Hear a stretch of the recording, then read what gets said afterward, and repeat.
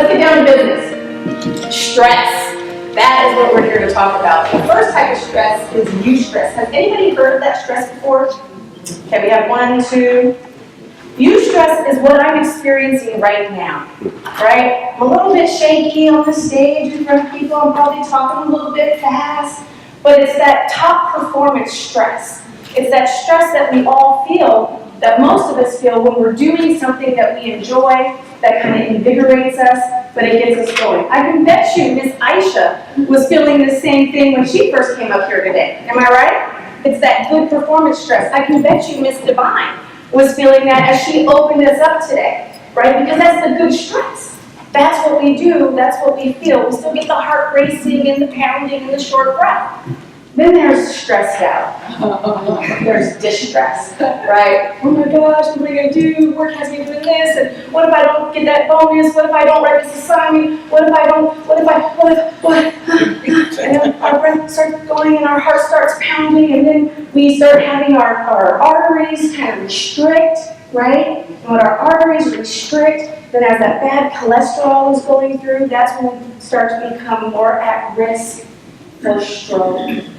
That's when we start to become more at risk for heart attack. What if I were to tell you, though, that your emotions come by not the situation that you're experiencing, but the way that you think about the situation? Anybody agree or disagree? Agree? Right? So let's back up. Let's say that you're in traffic. Because we know there's traffic. And let's say in this traffic, you're cut off. How do you feel? Anybody? Stress. Upset. Some people might cuss a little bit, right? Christians saying words. Things like that, right? So we're not very happy about it. But now let's say as you're driving, not because you intended to, but as you're driving and traffic's doing what it's supposed to do, you catch up to this person. And you look over. Because we all look over. Right? I want to see.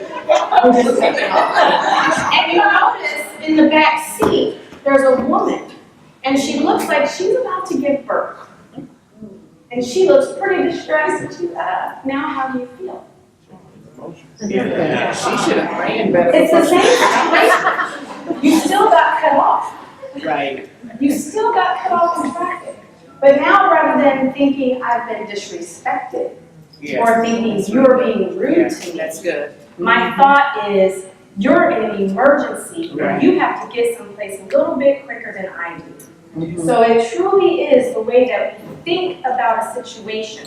It's not the situation, right? There's some people who, because they think doing this, speaking in front of people, is absolutely scary, they won't do it. Because it's the way they think about the situation, right? All right, who likes science? Oh, good. All right, because we are about to have a science lesson. So let's imagine that we are at the zoo, and I'm a bear. Okay. And you guys are a little bit closer, maybe where this table is here, and there's a big glass wall between us, right? You're fine. You're looking at the bear. Right, look at the big teeth, the big claws, everything's well. What happens if that wall falls?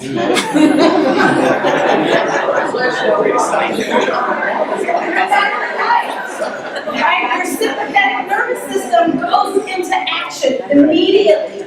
You're flooded with cortisol, you're flooded with adrenaline, right? Your heart starts pounding, your breath becomes shallow, your pupils begin to dilate, right? Your body is ready for you to either fight a little bit harder because of those hormones that you're being flooded with. You're either going to run a little bit faster, right? Or you're going to be able to freeze a little bit longer without shaking, right? That's fight or flight. So when we start to have thoughts, those what ifs, remember we talked about that? What if my assignment isn't done? What if I don't meet this project on time? What if my boss doesn't like me? What if the kids are, what if? When we have these types of thoughts, our body and our brain starts to react as though there's a bear. When there really is no bear. Right? So the way we think pushes us into that stress. So, There's some things that we can do. So we talked about the sympathetic nervous system, right? That fight, flight, freeze. So there's an opposite system. It's called the parasympathetic. That's our rest, relax, digest. These two parts of our body are in constant competition with one another. They cannot be engaged at the same time. So there's a way that we're able to get that parasympathetic, that rest, relax, digest part of our body engaged. And that's through diaphragmatic breathing. Deep breathing. That's it. And the reason why that works, the science behind that, is because when we fill our lungs all the way to the bottom, very slow, deep breaths, that the bottom of our lungs hits our diaphragm. Our diaphragm is connected to the vagus nerve, right? And that vagus nerve comes straight to our brain, and it engages that parasympathetic, that rest, relax, digest part of our body. And it's called vagal stimulation. So yes, stimulating this one nerve really does help to relieve anxiety, stress, and things of that nature. So